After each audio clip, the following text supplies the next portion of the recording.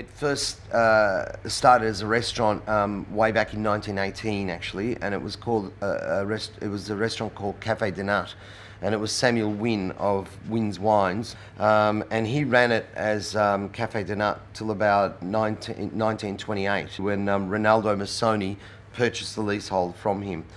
In the 50s, Leon Massoni and George Sindos did the grill downstairs, and that was done by an architect called Robin Boyd, who was very famous at the time, and did a lot of work around Melbourne, and also internationally, I believe. Napier Waller did the murals with some of his students, and they have quite a bit of a history in themselves, the actual murals that hang on these walls, which are part of the fabric of the building now. Running a place like this is like running a really big household times 100. You've got everything happening. You've got linen, you've got glassware, you've got furniture, you've got windows and carpets and everything. It just keeps on going. So it's a constant maintenance, and it's also about keeping the essential parts of the restaurant and the spirit alive. I'm very proud of my Italian culture, my Italian background rather, and my Italian culture, but I'm also equally, if not more, proud of my Australian background and my Australian culture, because my father chose to come here.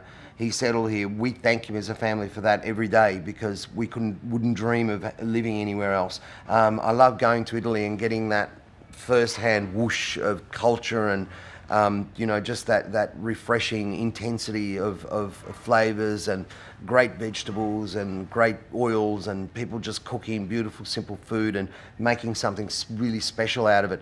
But I always love to come back home because Melbourne is home. And I guess in a way that is how I look at my cooking on a plate. If I was an Italian chef living in Chianti, would I use the local wine? The answer is simply yes. Would I use a local cheese? Yes. Would I use a local salami? Yes. So why should I change that ethos? My ethos is Italian, but I'm in Melbourne. So do I use the local vegetables grown half an hour out of Melbourne that somebody grows lovingly and caringly and brings to our back door? The guy who grows them brings them, and brings beautiful heirloom carrots that almost have been lost, but now he brings them to us. Well, I say yes, because that is a beautiful Australian product. It's a Victorian product, but if we were in Italy, I'd be doing the same thing. And kind of this is how I think for the plate. It's an Italian way of thinking. It's an Italian heritage that we put things together with. But at the same time, if there's a product out there that is local and that perhaps isn't necessarily a traditional Italian product, well, we would be very un-Italian not to look at it at least and try it and see if it works with our cooking. Funny thing happens when a migrant starts to adapt to a new land.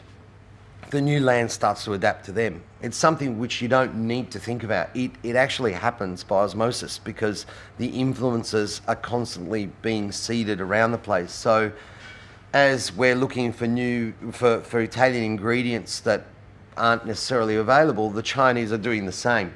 And there tends to be crossover. There has to be cross-pollination. Is this a bad thing? I think not. It's not a bad thing, because again, we go back to the psyche of the Italian cook. It is to use the best of what's available to you and what's closest to you. So if the Chinese guy down the road is growing the best zucchini, that's who you're going to buy them from, and you're certainly going to get influenced by his family and by the things that he does perhaps. So things can cross over. Now our food is less structured. It's more natural, it's more real, it's more earthy. I think we're taking a pendulum swing back to that, away from some of those overcomplicated preparations that you have to sometimes question. Are you improving the product? So you might be adding a bit of wow factor there, but is what you're actually eating any better for it? Maybe, maybe not. I don't know. In some cases, yes, but in many cases, probably not. So less structure, bit less formal, bit more friendly, bit more hospitality driven. Absolutely, absolutely. And if I would be mortified if I thought any of my guys were looking down and being condescending on any of our customers and being overly pompous in any of our restaurants, especially one where they're paying the most money for. Our customers need to feel like the kings. They're the ones coming to us. So we have to make them as comfortable as possible when they're here. If that means making them feel relaxed and letting them take their coats off so they can enjoy their food, well, that's what we do. And I think it's still fine dining. And some of our great restaurants that have opened up in recent times are fine dining restaurants, but they're simple and they're relaxed. That's great.